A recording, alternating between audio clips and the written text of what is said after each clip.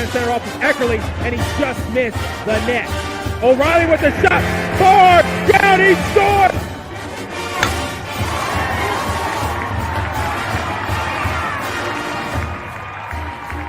Come from behind for a month. Now with the lead, they're getting a little wobbly. Philadelphia, they won't get it! Wow! Edwards pulls up and buries the flag!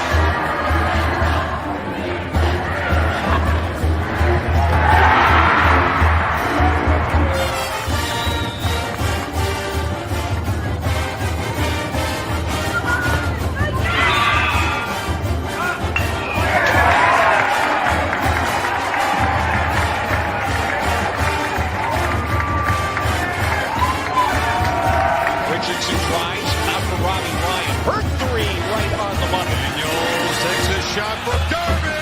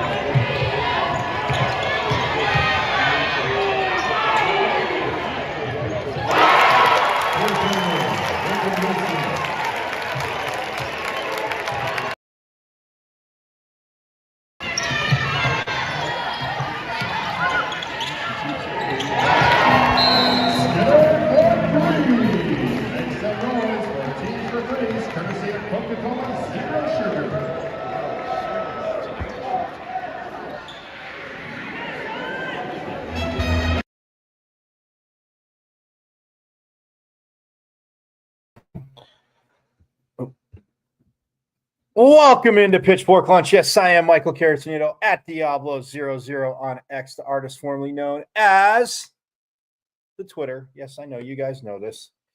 Good stuff there. Yes, see the show live there every day, Monday through Friday, 12 to 1. Don't be bashful, hang out. Also,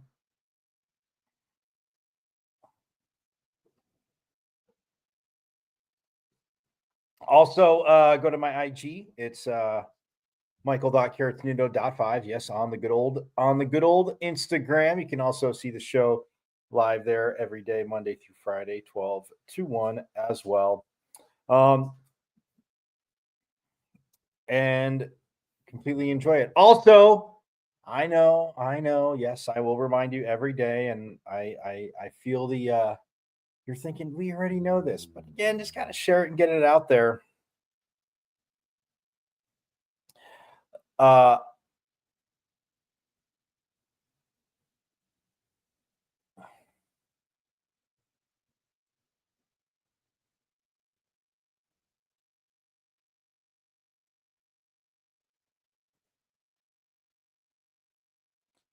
The YouTube channel, if you've missed anything, especially the phenomenal interviews that I've had with coaches, players, insiders, you name it, it has been here. You can watch the show live on YouTube, which is always cool, but subscribe to the YouTube channel. Don't be bashful. Subscribe to the YouTube channel. Pretty good idea, I think. Very good idea, I think.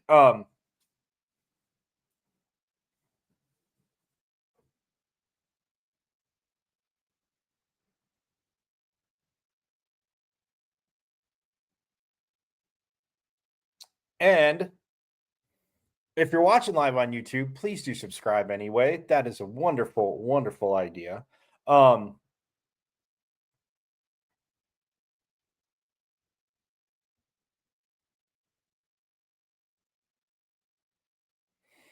So you go to YouTube, you see my name, Michael Caratonito, but it's at my page is at M as in Michael, V as in Victory, C as in Champ, 005 at MVC005 on YouTube, and subscribe away. Because then again, like I said, you can just go back, set yourself reminders, go back, check out the show. It is a wonderful idea to do that. I mean, look, everybody wants to be around Sun Devil country, obviously. Stay up to date. And again, I scour all different insiders again, because like I've told you before, in all sports to keep up with recruiting. Volleyball, actually, Coach Van Neal, they landed libero from Brazil of one Roberta Rebello. She also obviously was from Brazil. She signed a pro contract, and I would give her props the other day, but still so stoked for her. She'll be playing professionally in Romania. So you talk about miles traveled.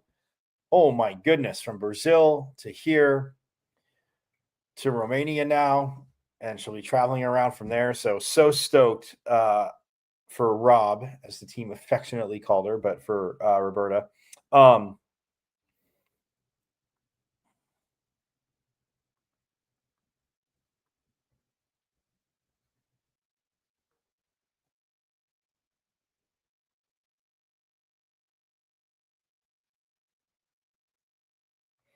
So stoked for her that she will be obviously in Romania playing pro. We know Mary Schroll obviously will be playing pro as well in Las Vegas. So again, just so stoked for them. But my point is, interview with Roberta, multiple interviews actually with Roberta are up on um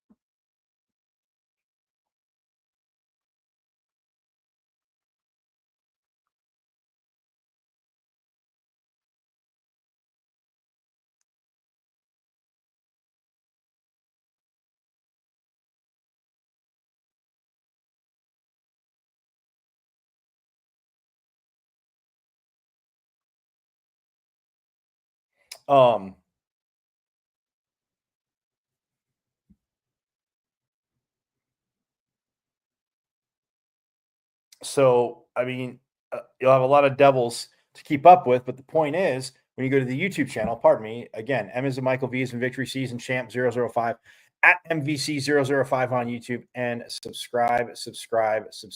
Also, for those watching,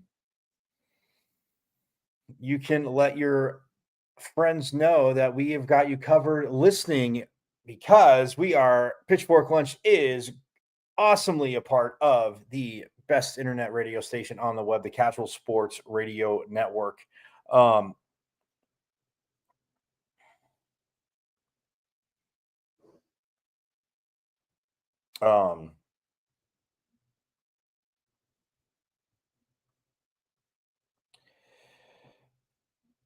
Yeah, the best internet radio station on the web, the Casual Sports Radio Network. And look, all you have to do, again, I'll remind you early this time, I want you to watch, but please don't watch and drive. You're smarter than that. You're Sun Devils. We know this. So, again, but you can listen. All you got to do is go to www.ksrnaz.com. Click, page will open up. Go to listen live. Click play Monday through Friday, 12 to 1. Bam, Pitchfork Lunch. Works up to that right in your car. Stream it through your Bluetooth in your car. So you're listening. You're driving to meet friends at lunch. On this thirsty Thursday. Hey man, start getting the Sun Devil Nation thirst quenched for what you got going on for as you go to lunch, and enjoy it, because you can listen to it on the Casual Sports Radio Network. So you're driving at lunch, you get there, bam, you can still listen to it on your phone, or hey, pop it up, as you guys are enjoying lunch, just listening. Again, guess we have everything we have. You can listen to it on the Casual Sports Radio Network. Casual E again, Hook and Pitchfork Lunch up, bringing us in as part of the family there. Also, follow their socials when you're there on the Casual Sports Radio Network. I'm telling you, comprehensive coverage of, yes, as I let you know, the Suns, Diamondbacks, Cardinals, Mercury, and now Sun Devils, all there on the Casual Sports Radio Network. So again, in-depth coverage. Casual E has got you hooked up, and now Sun Devil Nation is a part of it. So again, go to www.ksrnaz.com. Page will pop up. Bam. Click listen live. You hit play. There's Pitchfork Lunch Monday through Friday. Kids, you are all hooked up. We are all hooked up. So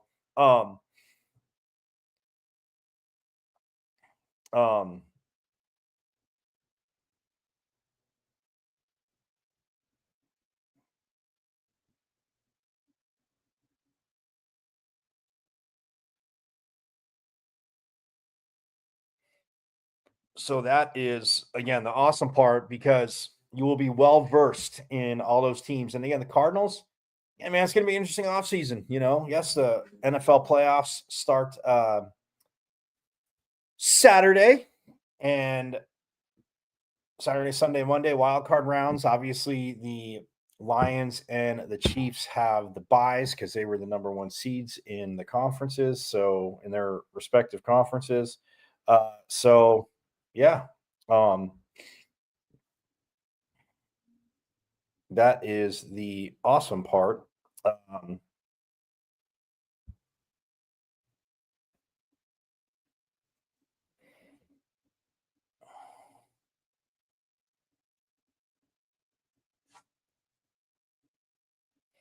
And again, all this too, like I said, Cardinals, interesting offseason, Suns. Oh, it is a roller coaster right now. But hey, a lot of hoops left to be played. So I know they're 12th. Let's just take a breath, and Casual E will have everything for you there on the Casual Sports Radio Network. And then same thing with the Diamondbacks as they get ready to roll in spring training, and the Mercury as they get ready for next season as well. So yeah, hoops last night, guys. Man, at Mullet Arena for the women's game and Iowa State. A lot of you saw my updates, but holy moly, guacamole. Whoo! 82% from three in the first quarter. Like, it was insane. A team that was shooting like 37%, which again, not bad.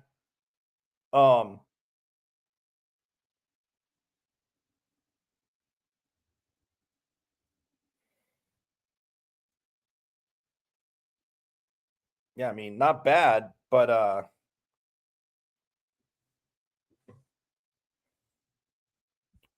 it's whew, man, it's insane when a team does that. And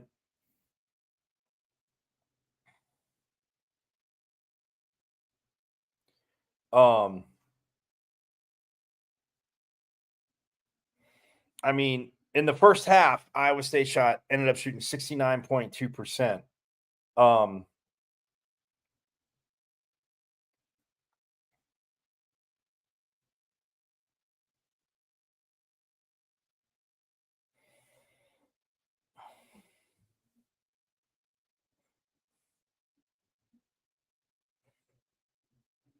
Yeah, the end of the first quarter, Iowa State was shooting 80% from the 3-point line, guys. I mean, it's insane. And I mean, you look at, what ASU did, and they battled back. That's the good thing of it. But man, whew. I mean, you look at I mean, they're 8-8 now, and they're 2-2 in conference play. 5-2 at home now, 1-4 away, and they have Baylor coming up. But yeah, I mean, and we'll dive in depth more. We'll hear from Coach Natasha Adair and Jalen Brown, because I mean, it was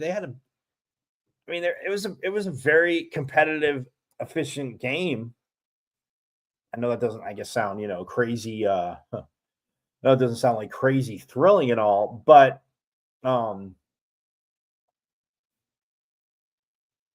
it was wow, is all I can say, because 90-83 was the final.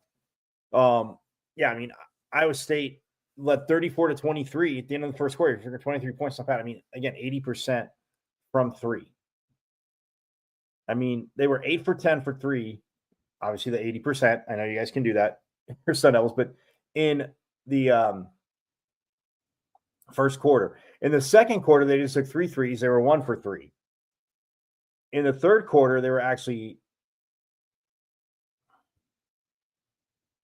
second quarter and third quarter, they were 1 for 3. And in the fourth quarter, they were 0 for 2. And we'll hear from Coach, but I mean, it was a lot of closing out the 3-point line and just not giving them clean looks at threes. And they didn't, like I said, they only took 5 threes in the second half, making one of them. So 1 for 5. It's still, that was.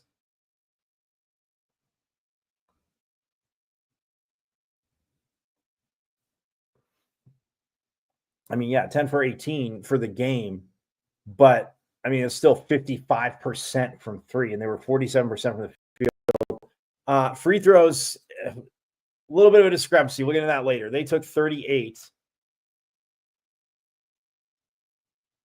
to ASU's 13. Yeah, they were 20. And look, again, I get it. Pitchfork Lunchers, you know me. I'm not speaking out of both sides of my mouth. If it's a foul, it's a foul. But there were some calls, guys, that were just an absolute joke. And it's frustrating because, again, what did I say? Football with the whole with the targeting, the block in the back on the punt return, Cam Scattaboo, and the game getting thrown in. Like, when you're sitting there playing hard and you expect the players to be at the top of their game and perform at 100%. Again, I get it. It's subjective. There's some calls that are so obvious. Kennedy Basham fouled out last night, for example. I won't go too long on this. We'll get to it. Kennedy Basham fouled out, right? Her 4th foul, there is no way it was a foul. Like, I'm just telling you, like, you got to be kidding me. And you look at it, and you can see certainly she is straight up. I mean, one thing, with Kennedy Basham, I talked about it yesterday, like her working the ball in the post and, yeah, getting rebounds, obviously blocking shots. But, man, I will say this. As a post player, and you always see basketball players, if they commit a foul, then they're doing the pose for the ref. Their hands were straight up. Man, Kennedy Basham sliding her feet and being straight up. And, look, I'm not saying at times, okay, yeah, a little too much contact, and she gets called for a foul. But the 4th foul was an absolute joke. It was an absolute atrocity. That's what I posted last night. She fouled out with 5, but, it should really be 4 because it was an atrocious call on the 4th foul. Then there's a no traveling call. There's no foul call, but yet you don't call traveling. So it's either a jump ball or a travel because 2 players have their hands on it. So either if you're not calling a foul there and you're not calling anything, well, guess what? Guess what? It's a travel. And if novice old me knows this, and I say novice with a hint of sarcasm, but come on, like, that's the frustrating part. Yes, it is a thankless job. And yes, you cannot spell fanatic without fan. But from a journalistic standpoint, this is what drives people crazy about officiating. Fine, call it on both ways on the same end. Like, I'm not saying Iowa State didn't get fouled, but come on. That discrepancy, 26 of 38, they were from the free throw line, which is 68%. The Devils shot 92% from the free throw line, kids. What have I said? 80% and up. They were, through the third quarter, they shot 100%. 4 for 4 in the first, 4 for 4 in the second. None magically in the third, where they went on a huge run. None magically in the third.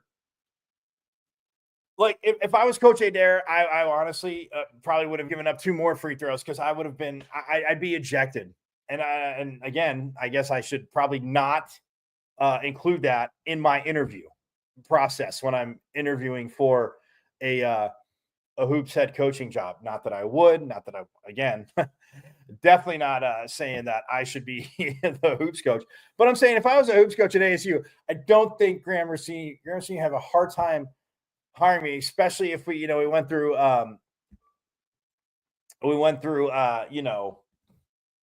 situations and stuff, because I get it. Like, your players can't see, like, you have to move on. Yes, you have to talk to the officials, and get your point across. But come on, man.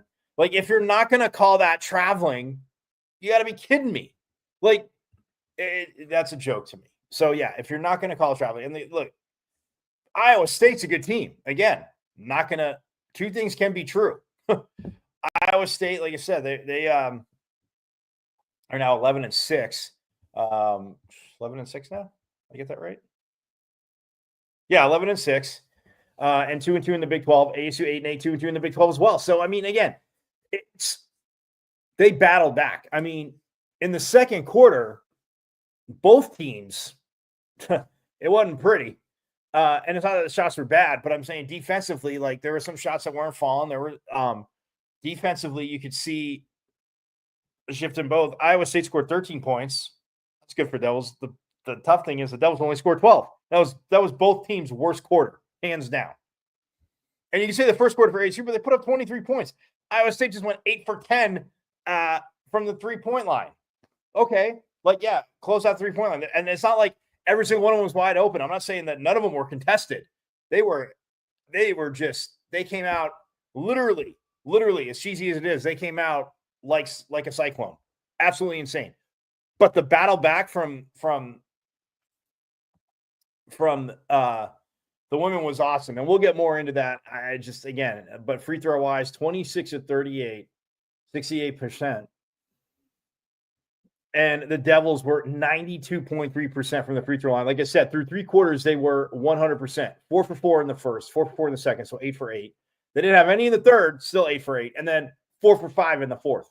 So, I mean, come on. Like, and they were trying. We'll hear from Coach Adair and Jalen Brown in a little bit post game because I caught up with them. I want to bring that to you guys again. It's just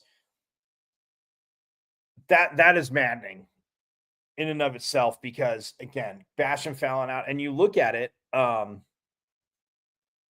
Basham fouled out, but then you had 5 other players with 4 fouls. Kennedy Fauntleroy 4, Jaya Levette, who had 8. We'll get to her. I mean, again, a very efficient and solid game from Levette. I mean, just letting the offense flow, not forcing anything. And I'm not saying anybody else was. I'm just saying, like, hitting her shots. I mean, 6 for 9 from the field, 67% from the field, 50. I mean, overall, she was 50% from 3 in 34 minutes, 3 rebounds, 5 assists, 3 rebounds. I mean, come on.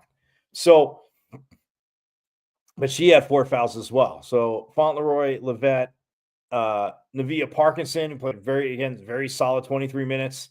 Jalen Brown had 4, and so did Jazion Jackson. And when you look at Iowa State, Addie Brown had 2 fouls, and Emily Ryan had 2. As did Audi Crooks, who, again, solid game from her as well. She had 2. And then Ariana Jackson had 1, Kelsey Jones had 1, and Sydney Harris had 1. Look, I'm not saying they're not good defensively, but yeah, again, home or away, you get that much of a discrepancy. My pitchfork lunchers, again, at any level, it drives people mad. The other side of last night was the men's game in Kansas, and man, you talk about Dr. Jekyll and Mr. Hyde in the first half to second half. I mean, literally Dr. Jekyll and Mr. Hyde, because when you hear the score, you'll think, oh man, like, oh, Coach Hurley and the men, they just, again, they played good the other night against Colorado, but man, Allen Fieldhouse saying they're ready. They really struggled. Was it a wire-to-wire thing? The answer to that, no, because Kansas did win the game 74-55. My pitchfork lunchers, and a lot of us on. And again, tough day. But again, I mean, it's a little bit of a bummer, but it's at least there's Saturday turnaround, men's and women's doubleheader, Baylor, awesome. But 74-55, the halftime score, and a lot of some don't, some may have just saw the score, but the halftime score: Arizona State 42, Kansas 36. You're thinking, okay, this isn't bad. I mean, they shot 47% from the field in the first half. Not good from 3. They were 21%.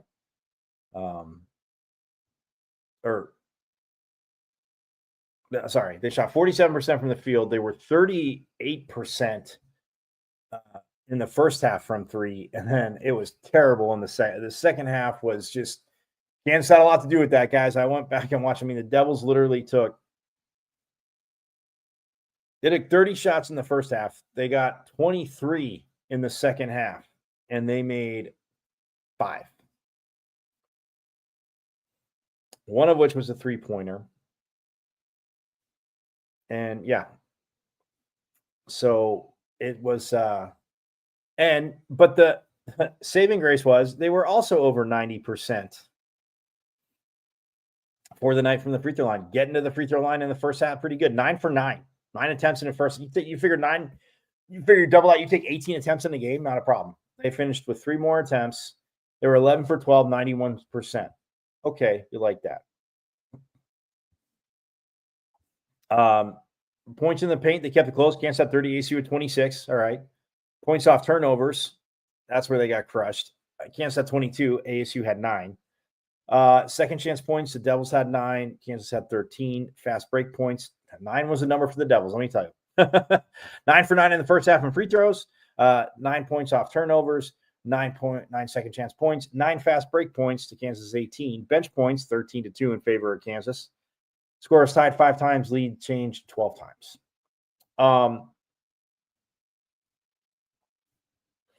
But Kansas, I mean, ASU 91%, and from a clinic standpoint, both teams again showing you like 91, 92% for ASU.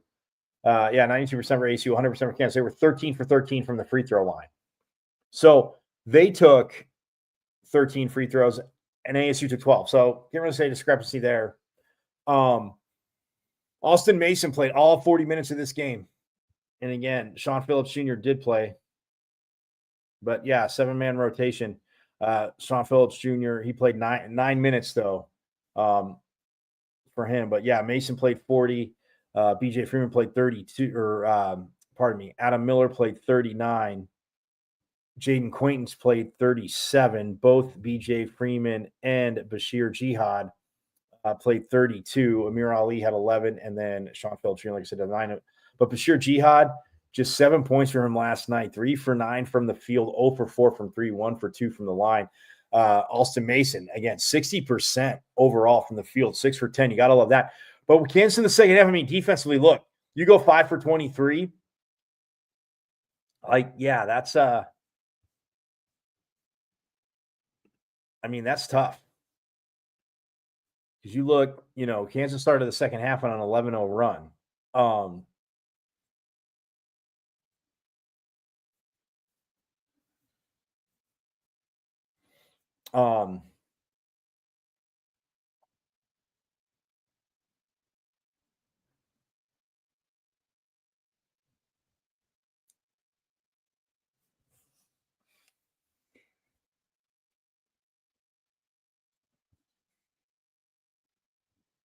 Yeah, they started on an 11-0 run. Yeah,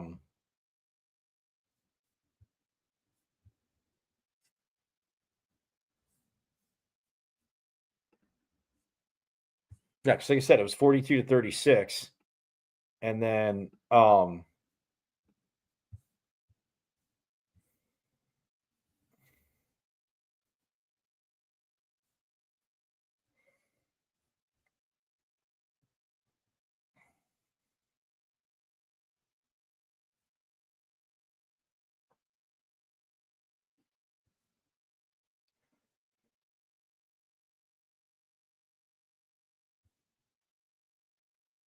I mean, Adam Miller hit a 3 to make it 47-45 to stop the 11-0 run. But I mean, after that, at 12:58, the 12:58 mark, Adam Miller, they had 45 points, and it took till the 10-12 mark to score 2 more points by Quaintance. And yeah, Austin Mason scored at the 7:33 mark.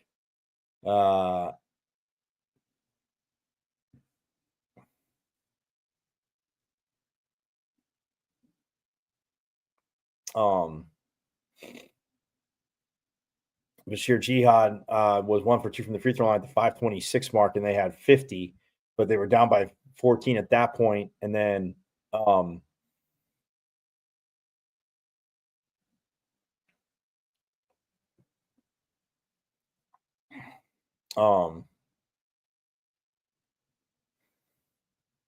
Yeah, I mean, it was again tough sailing, but they only scored 11 or 13 points, pardon me, in the second half. And defensively, I mean, Kansas, yeah, they shot, lights out. And again, you look at the first half, Kansas shot 47%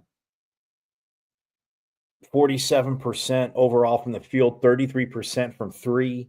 In the second half, they shot 40% from the. I mean, they shot 43.5% for the game. 30% from three, but again, 100% from the free throw line. But the Devils, I mean, just could not hit shots. And I gotta think, and when you look at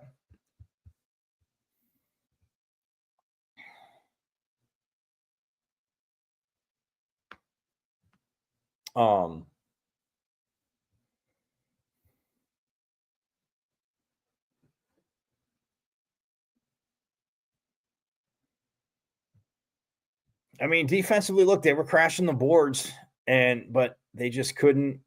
I mean, man,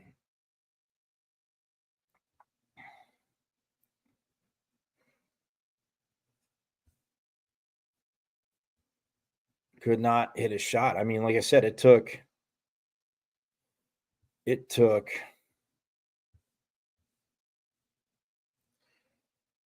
7 minutes and 2 seconds for them to get a 3-pointer from Adam Miller. And the crazy thing is I got them back to within 2. So you feel, okay, terrible start.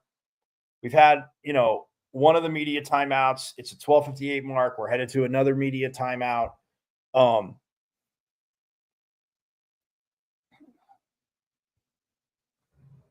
But yeah, before that happened at the 11:53 mark, it was 53-45. So you're figuring, okay, you know what? Coach can settle them down. Staff can settle them down. But, I mean,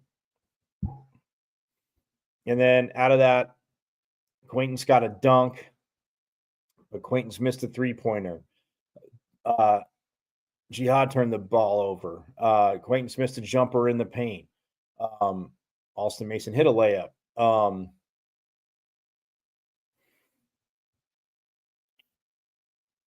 Jihad missed another jumper. Quaintance missed a 3-pointer.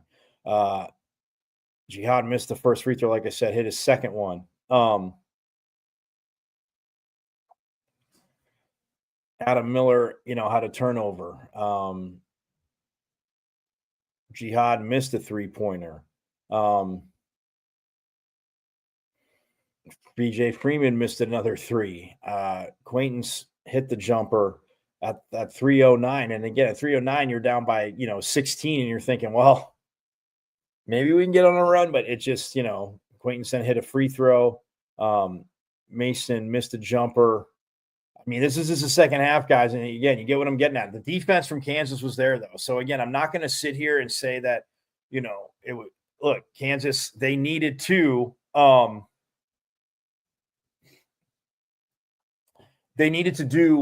a little bit more, and on Kansas side, Coach Sells probably saying, man,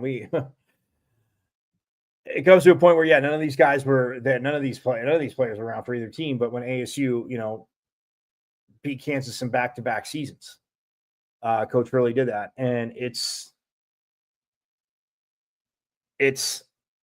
but yeah, I mean, you're missing shots and, they're not going in. And again, it's not that the ball wasn't moving. So I went back and watched, it's not that the ball wasn't moving.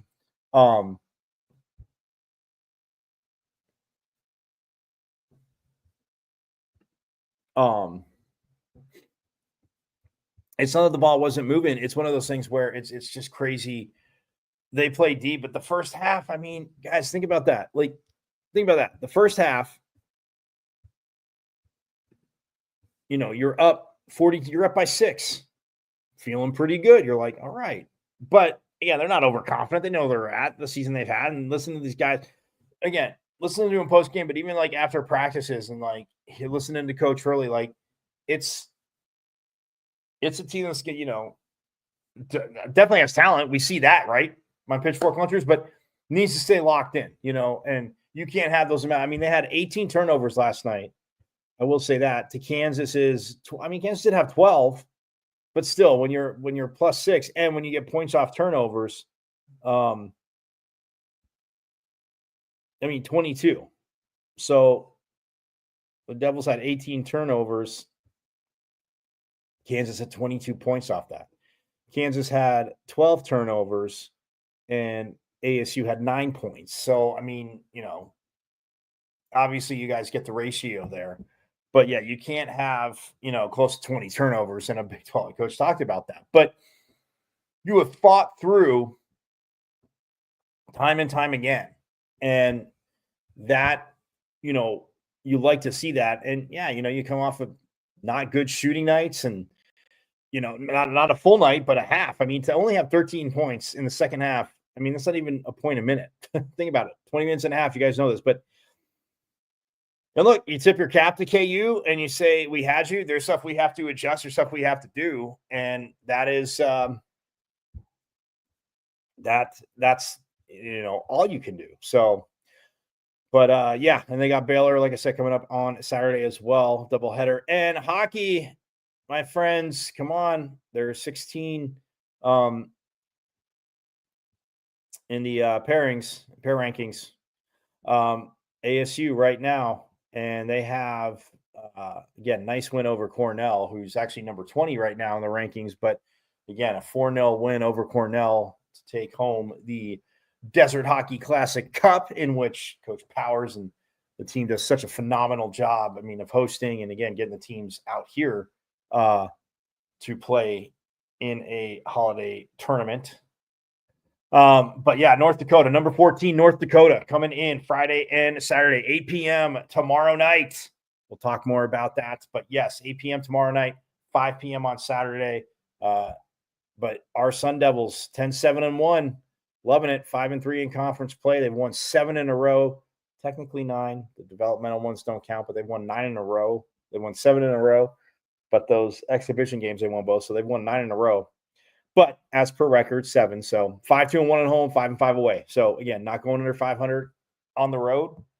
Yep, that'll get you. That'll lead you to very good places. You have that kind of win percentage at home, and that on the road. So hey, we're gonna step aside real quick. We get back. We're here from Coach Adair and Jalen Brown on last night's game. Again, I want to bring that to you guys because again, it is different feeling. It is, you can see it within this team, and a lot of you saw on the way in. You saw Ty Skinner's 3. So we'll step aside, but we'll have Coach Adair and Jalen Brown coming up after this.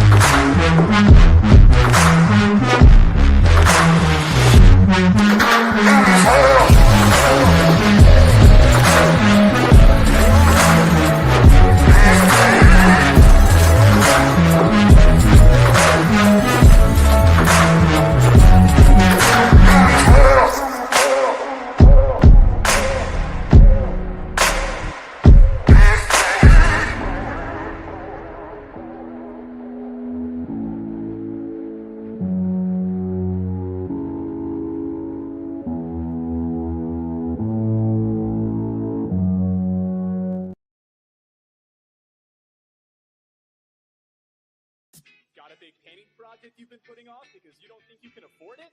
Well, it's time to call the team at Customer First Solutions.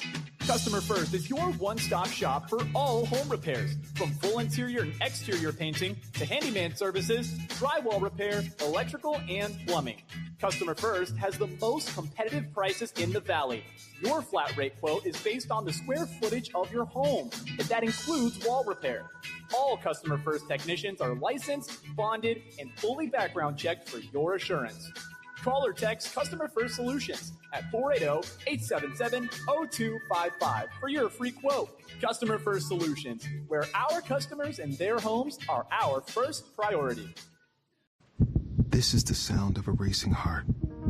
It's beating a little faster because it belongs to a young child. But this child isn't in the middle of a close soccer game or playing with her puppy in the yard. Her heart is racing because she's just been told she has to move foster homes again. Change a child's story. There's a child waiting for a volunteer like you. Learn how you can help at casaforchildren.org. KSRN has an inside track on all things sports, with topics and opinions from former players and local personalities.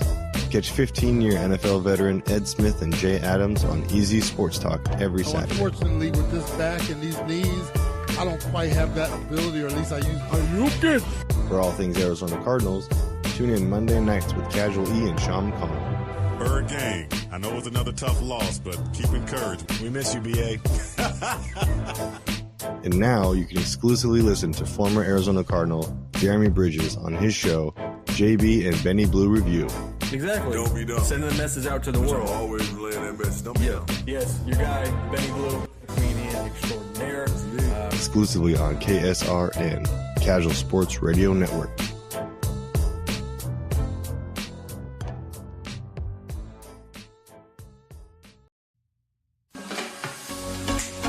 You are listening to the best internet radio station on the web, KSRN, Arizona.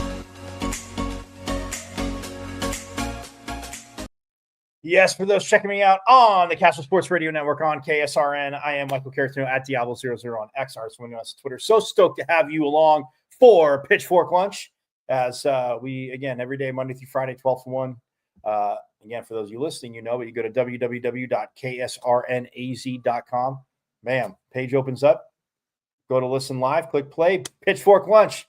Forks up to that, forks up to Casual E all day long. But yeah, it was again, a tough one, tough night last night. I mean, women's team battled back. And look, the women's team at one point, guys, they were down by 20 points. I mean, they were down by 20, made a charge back. They got it to within 3. And then, obviously, they got it to within 3. And they lose by 7, 90-83. But, I mean, they were – I mean, look, ASU scored, like I said, 23 in the first, 12 in the second. Not great. Iowa State only scored 13. But they scored 22 in the third, and then they outscored Iowa State 26-22 in the fourth. So, I mean, outscored them by 5 points in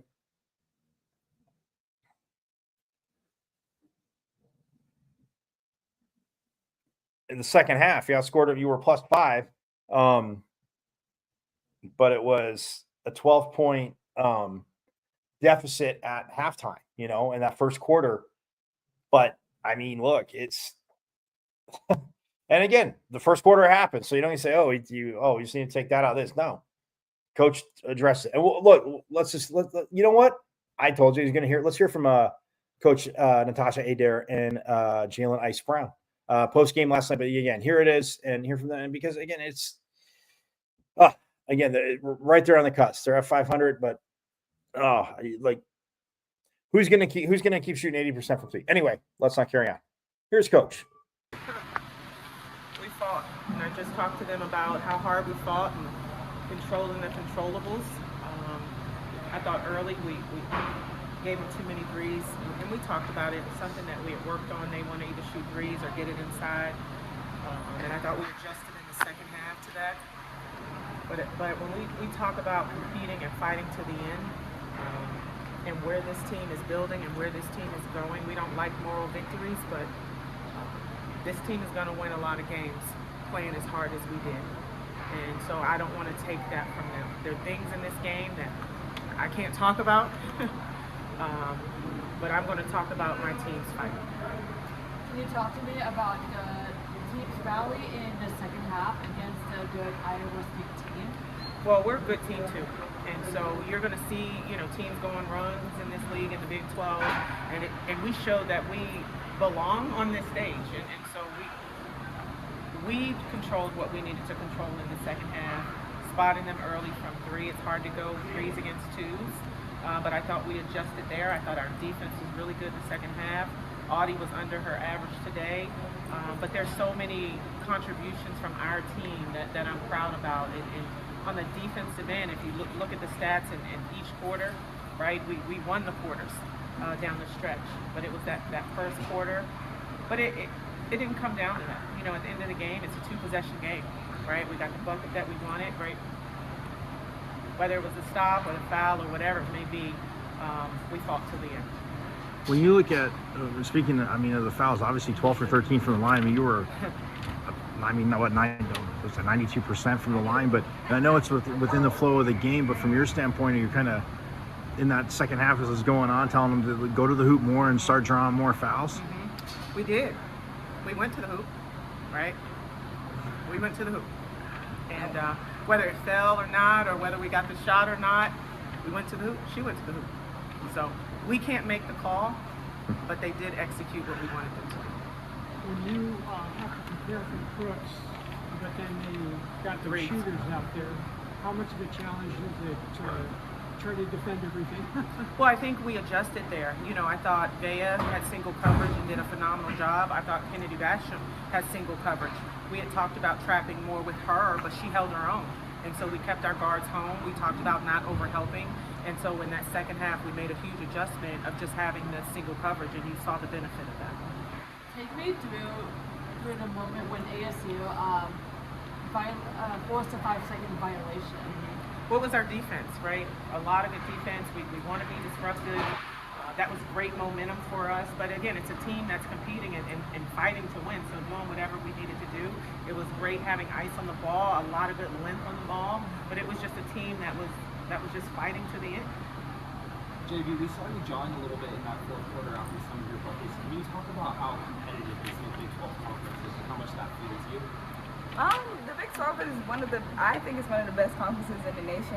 I think the Pac was a really, really good conference. So for us to just come and prove to people, it gets me going, especially when the ball is going, and who doesn't want the ball to go in, right? So once that starts happening, we start looking for where we can get other people engaged, where we can find our other teammates, because they're going to send at least two to me.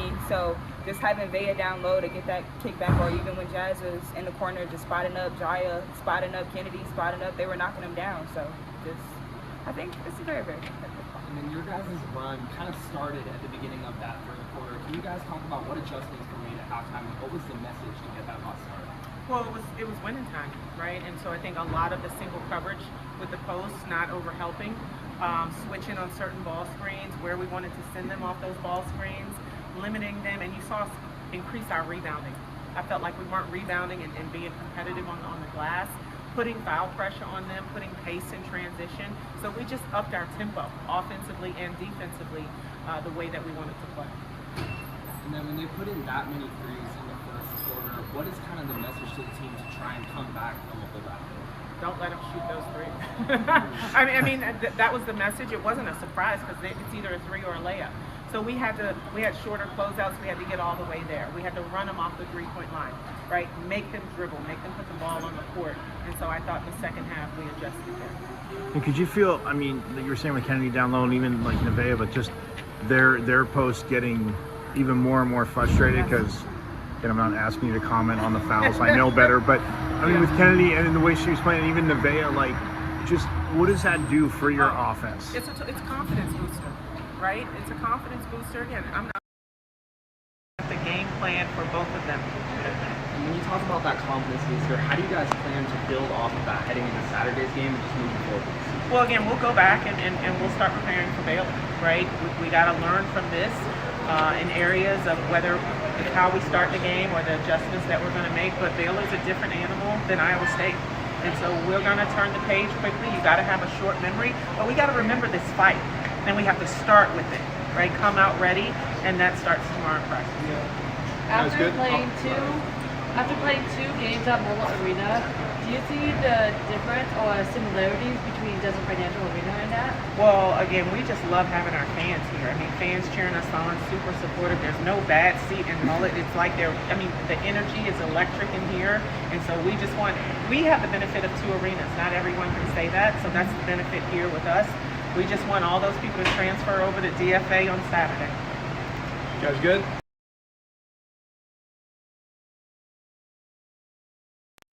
Yep, you heard the message there on Saturday, and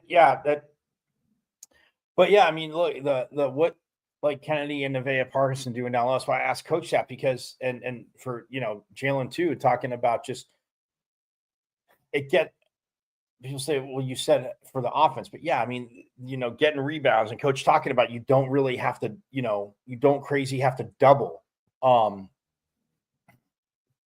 Guards aren't coming off their shooters. Again, 80% for three. You're like, hey, not that you were, but just a reminder, you're not coming off. So, your posts have to be up to the challenge. And look, yes, Kennedy Basham did fail out. Like I said, Nevaeh Parkinson did have 4, but man, it's again, her sliding, staying straight up, getting blocks, it just igniting the offense and, changing shots too. Because that's one thing, you always talk about rim protectors and whether you listen to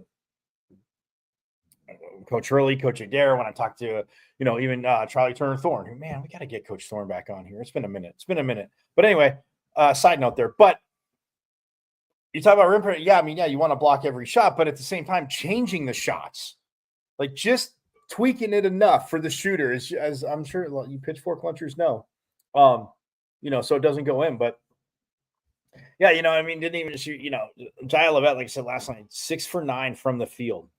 I mean, she had a very, very efficient game. 6 for 9 from the field, 1 for 2 from 3.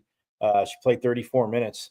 But yeah, so 13 points, 5 assists, 3 rebounds. Yeah, you'll take that.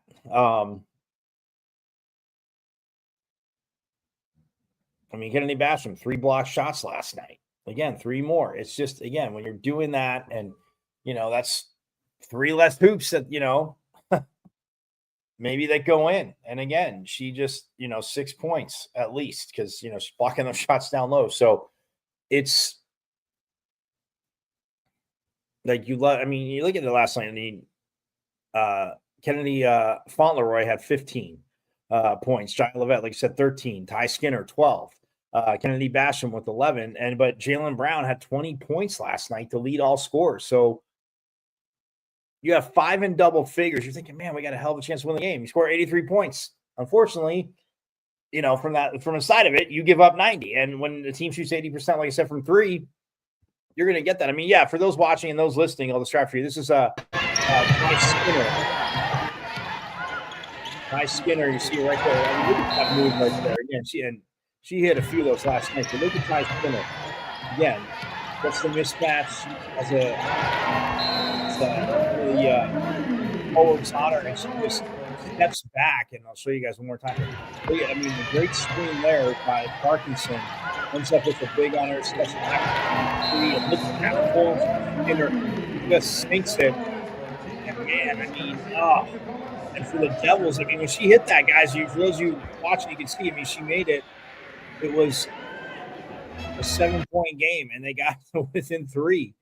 And 35.7 left. Yeah, Iowa State made a few shots, free throws down the stretch, but it's man.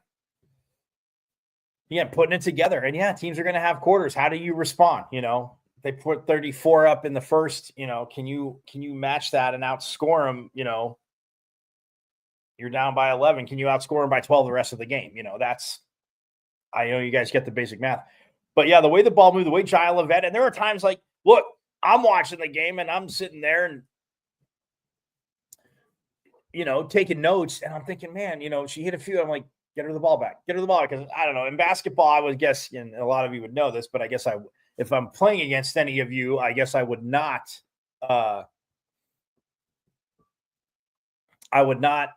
do this. But I was always like, yeah, you get hot, man. I might dribble away from you or something, or somebody sets a screen, go away, but I'm getting the ball to you. Like until, they always say, oh, heat check, but until you, miss 2 in a row, if you miss 2 in a row, cool, man. Then, all right, who else? But I just felt, and again, but the ball's moving. I'm not by no means pitchfork lunchers. And I know you guys are bright enough because I know somebody from that school down south will probably say, oh, he's blasting, No, I am not blasting the offense, but Coach Adair, Coach Mosley, what they're doing, the staff, no, but I'm just saying 6 for 9, efficient, taking shots, not forcing anything, but you got that hot hand, man, keep right. And again, the ball's moving. So it's okay, but it's got a concerted effort to be hey, kick that extra pass. He's right there. And yeah, the defense adjusts, starts to step out, go to somebody else. And that they have those weapons this year. That's the exciting part. That is the very exciting part for because look, and this one right here for those listening on KSRN, but this is right before I want to say the end of the third quarter. Yeah, Iowa State just threw it up the top, as you guys see here. And going to the right, and look at passing again. They get that too because Jason Jackson's tagged off just a little bit, and again, it's kind of it's not bad. And then the Devils went down, but yeah, you can see again Kennedy Basham not giving too much ground and that, but Iowa State, yeah, I mean, it was, like I said, the second half was a lot different from the 3-point line, but man, Ty Skinner again, having her back on the floor. And then you get, like I said, Jaya Lovett, and then Jayzion Jackson, Jalen Brown, Kennedy Basham, Parkinson, when she's out there as well, it's just, Fauntleroy too, and it's just, man. And, they still got some players that are down, but going the right direction. So, look, hell of a performance. At some point, like I said, you tip your cap to Iowa State, shake their hands, good game. We'll see. Hopefully, we'll see you next time, right? We'll see you next time, and that's that. But whew. All right, guys. Well, that is going to do it for today's show. Man, it just rips by. Kind of like the Hoops game last night. Although the second half, I'm sure for ASU felt like it was a full game on the men's side because that's just tough, man. 5 for 23, and again, you're not defense is there, but man, just not getting the shots, turnovers, frustration builds up because the frustration builds up even more. Because look at the first half you played. You're up. You did that. You're playing solid ball. And unfortunately, like I said, basketball, game of runs, wheels came off in the second half. So, but hey, everybody have a phenomenal rest of your Thirsty Thursday. Hope we quenched more Sun Devil thirst again tomorrow. Hockey, 8 p.m. against North Dakota. We'll talk more about hockey tomorrow.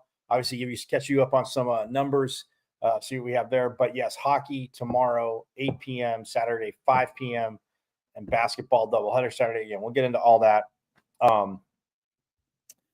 But yeah, you guys have a most phenomenal rest of your Thursday. And yes, you guys know it. Like volleyball taught me, #ourstate, as always, because, that school down south. The wonderful people I met from New Jersey the other day, they have a friend that went to the school down south, and they may have said it was a high school. I don't know. I don't know if I misheard. I don't want to misquote anybody. Just throwing it out there for you pitchfork lunchers.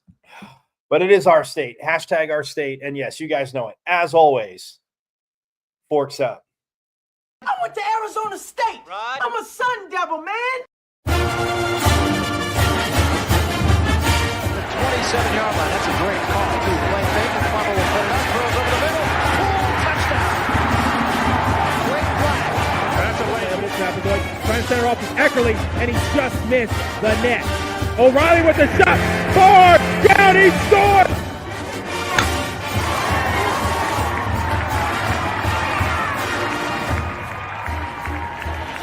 behind for a month.